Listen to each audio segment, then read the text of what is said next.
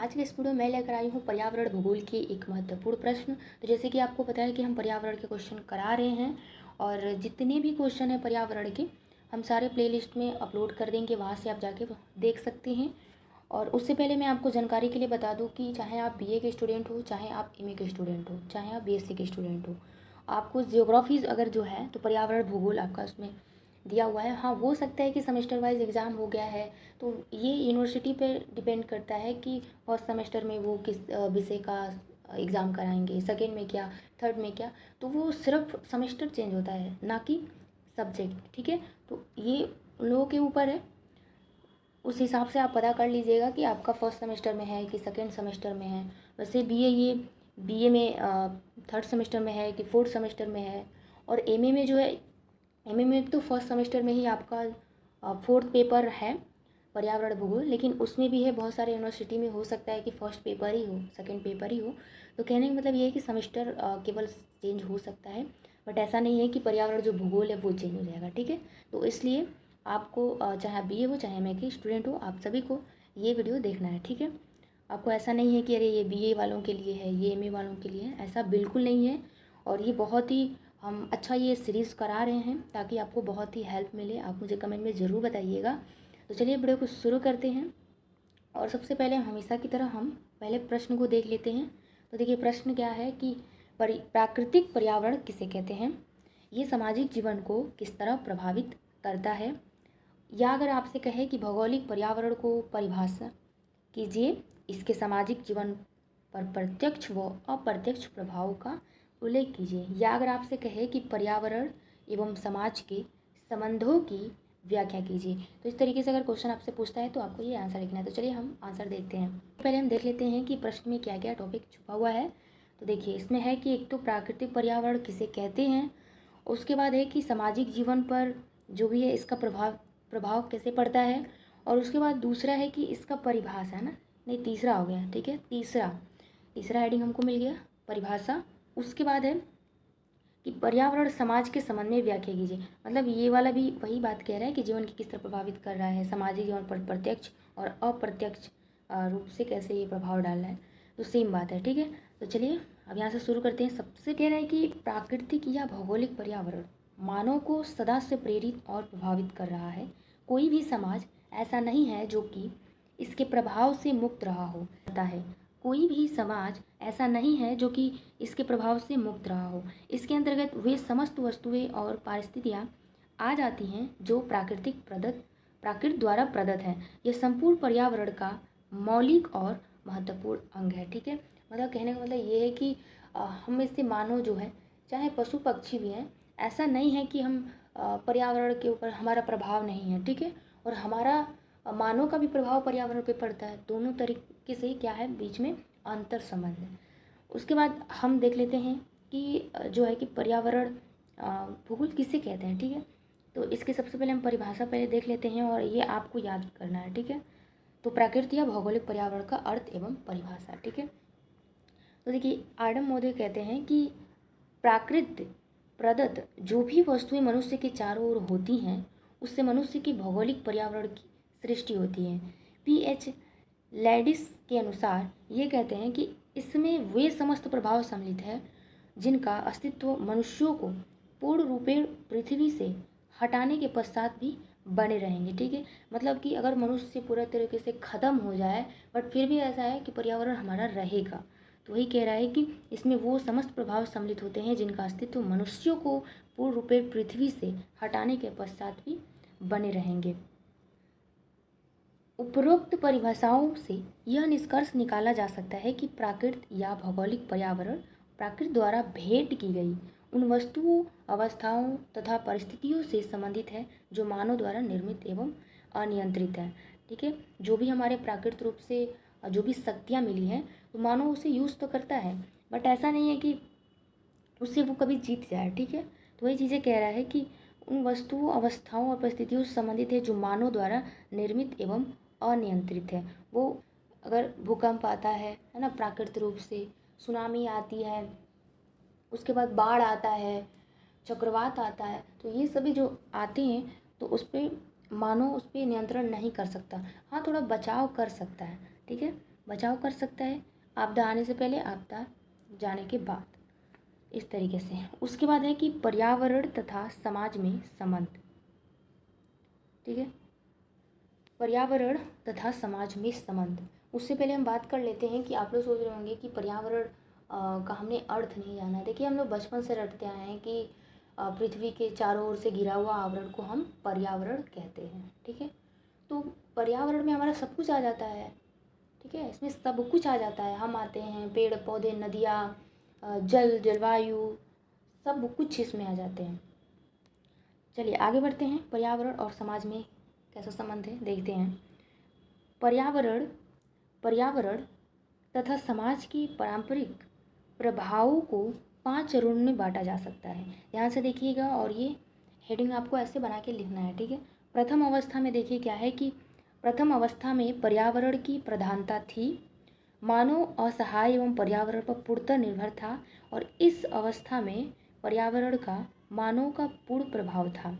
दूसरा अवस्था है कि द्वितीय अवस्था में अपनी आवश्यकता की पूर्ति के साथ साथ पशु पालतूकरण, पौधे घरेलूकरण तथा अस्थायी निवास बना लिया था। वह तथा उसकी समस्त क्रियाएं पर्यावरण के सापेक्ष थी, परंतु उसने पर्यावरण की अन्य समस्याओं को भली भांति समझ लिया।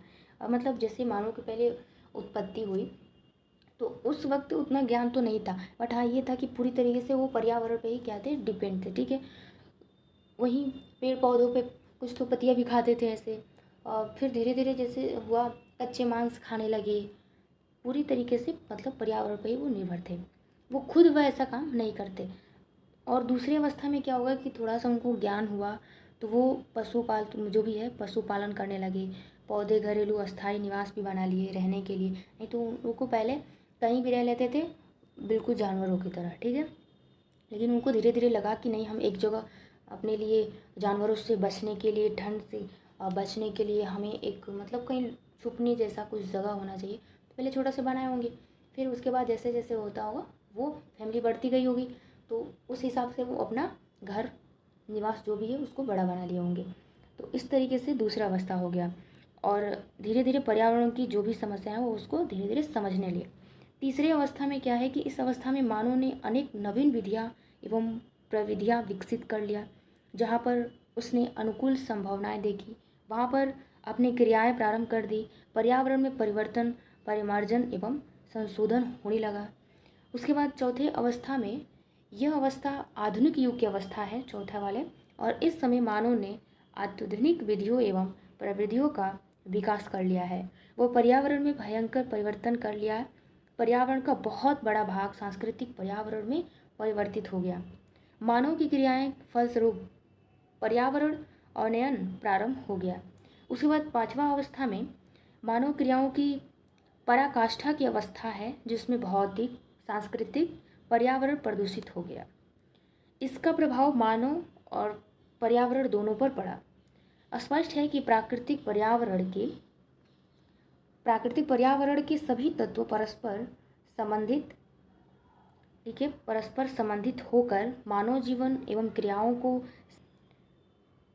को प्रत्यक्ष अथवा अप्रत्यक्ष रूप से प्रभावित करते हैं। इसी के सापेक्ष समाज का उद्भव एवं विकास हुआ। वर्तमान समय में मानव समाज को भले ही सभ्य समाज या विकसित समाज कहा जाए, लेकिन पर्यावरण अवनयन के साथ साथ समाज की अनेक मान्यताएं, मूल्य एवं धारणाएं टूट रही हैं। ठीक है, उस समय क्या था कि इतनी जानकारी नहीं थी, बट फिर भी पर्यावरण पे निर्भर तो थे, बट ऐसा नहीं है कि वो कुछ नुकसान पहुंचाते थे, कोई मायने नहीं रहता था। और लेकिन आज के समय में एक तो जनसंख्या बहुत ज़्यादा हो गया है और जानकारी जितना ही हो गया है उतना ही कोई मतलब नहीं है ना। जितना मतलब पढ़ लिख करके हर व्यक्ति भी वो चीज़ें नहीं कर पा रहे हैं जो नहीं करना चाह रहे हैं, जो नहीं करना चाहिए पर्यावरण के साथ, वो चीज़ें हो रहा है। तो वही बात कह रहा है कि जो भी आज के समय में जो समाज जो विकसित हुआ है उससे पर्यावरण को भी हानि हुआ है। उसके बाद है कि सामाजिक जीवन पर भौगोलिक पर्यावरण का प्रभाव। आइए देखते हैं।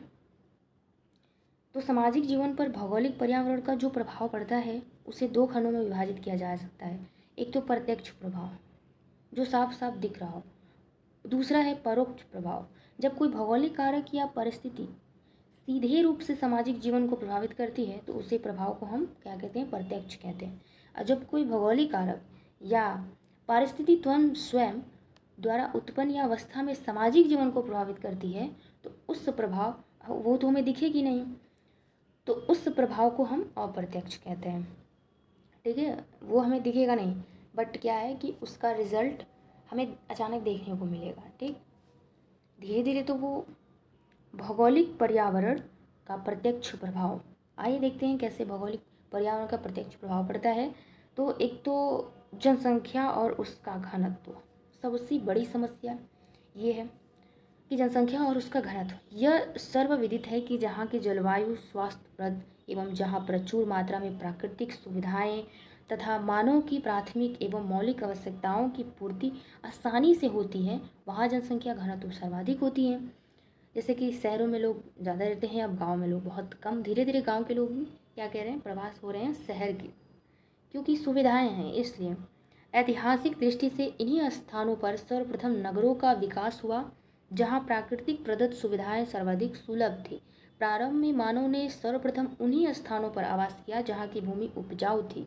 बड़े बड़े उद्योगों का विकास उन्हीं क्षेत्रों में हुआ जहां उद्योगों के लिए प्रचुर मात्रा में साधन एवं सामग्री प्राप्त होता है, जहां प्राकृतिक संघर्षों की बहुलता एवं प्रतिकूल जलवायु होती है, वहां जनसंख्या बहुत कम है। उसके बाद है आवास। दूसरा किस पे प्रभाव पड़ता है, आवास प्रकार और उसका निर्माण उपकरण भौगोलिक पर्यावरण द्वारा निश्चित होते हैं। इस संदर्भ में वुर्नहेस ने कहा है कि यद्यपि भूगोल की प्रत्येक वस्तु की व्याख्या नहीं कर सकता, तथापि कम से कम मानव आवास को बिना उसका सहारा लिए पूर्णतः समझा नहीं जा सकता। गर्म देशों में मकान खुले और हवादार बनाए जाते हैं, जबकि शीत प्रधान देशों में बंद मकान बनाए जाते हैं। इसी प्रकार उपलब्ध सामग्री के अनुसार पहाड़ी क्षेत्रों में पत्थर की मकान निर्मित होते हैं और जंगल के सीमावर्ती प्रदेशों में लकड़ी के तथा उत्तरी ध्रुव में बर्फ के घर, जिसको ईगल कहते हैं, और बनाए जाते हैं वहाँ पर। ठीक है, तीसरा है कि भोजन की आदत। भौगोलिक पर्यावरण का प्रभाव भोजन की आदत पर भी पड़ता है। शीत प्रधान प्रदेशों में मांस, मछली, शराब, अन्य गर्म चीज़ों का सेवन किया जाता है। इसके विपरीत गर्म प्रधान देशों में शाकाहारी भोजन अधिक प्रयुक्त होता है। इतना ही नहीं, जिस वस्तु का जिस स्थान पर उत्पादन विशेष रूप से होता है, उसका सेवन अधिकांश रूप से वहाँ होता है।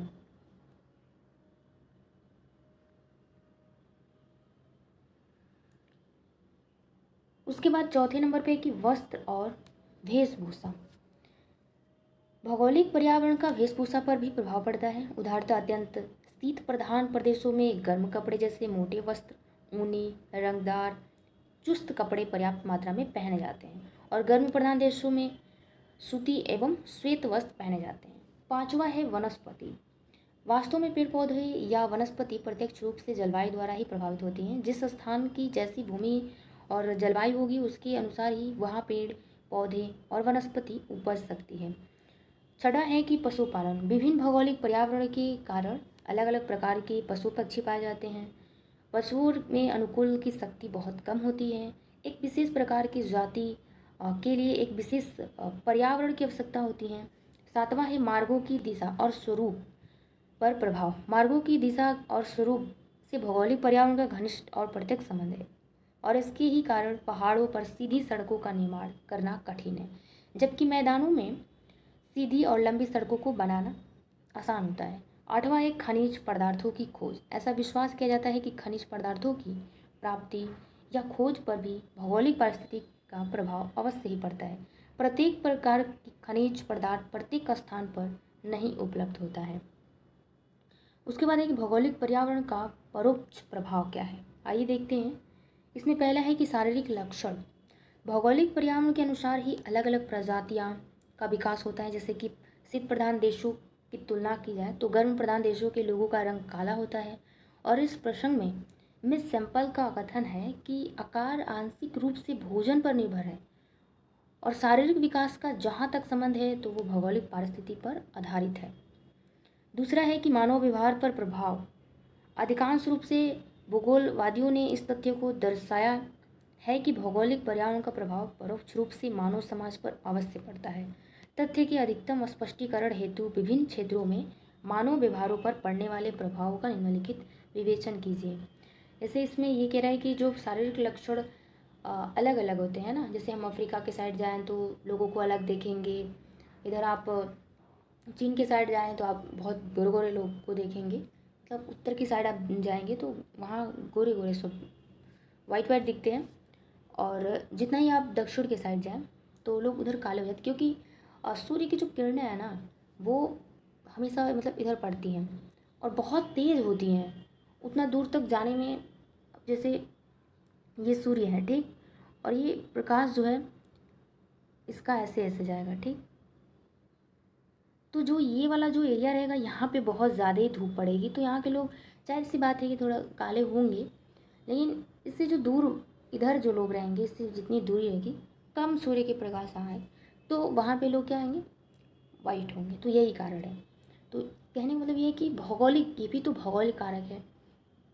उसके बाद देखिए, मानव व्यवहार पर प्रभाव। अधिकांश रूप से भूगोलवादियों से इस तथ्य को दर्शाया गया है कि भौगोलिक पर्यावरण का प्रभाव परोक्ष रूप से मानव समाज पर अवश्य पड़ता है। तथ्य के अधिकतम स्पष्टीकरण हेतु विभिन्न क्षेत्रों में मानव व्यवहार पर पड़ने वाले प्रभावों का निम्नलिखित विवेचन किया गया है। एक तो प्राणी शास्त्रीय व्यवहार पर प्रभाव। अनेक भूगोलवादियों ने जन्म धर्म के साथ मृत्यु धर्म को भी भौगोलिक पर्यावरण से संबंधित बतलाया है। जेनकिंग ने मृत्यु दर और बृहस्पति ग्रह जुपिटर में एक विशेष संबंध की व्याख्या की। उसके अनुसार जन्म दर फरवरी, मार्च, सितंबर, अक्टूबर में भी, मृत्यु दर दिसंबर, मई, जुलाई में अधिक होती है। वह है कि शारीरिक व्यवहार पर प्रभाव। भौगोलिकवादियों के अनुसार शरीर के विरुद्ध अपराध जैसे हत्या आदि गर्म प्रदेशों, संपत्ति के विरुद्ध अपराध जैसे चोरी, डकैती आदि ठंडे प्रदेशों में अधिक हुआ करते हैं। यूरोपीय देशों में सर्दी की अपेक्षा गर्मी के मौसम में आत्महत्याएं अधिक होती हैं। उसके बाद है कि मानव शक्ति और कुशलता।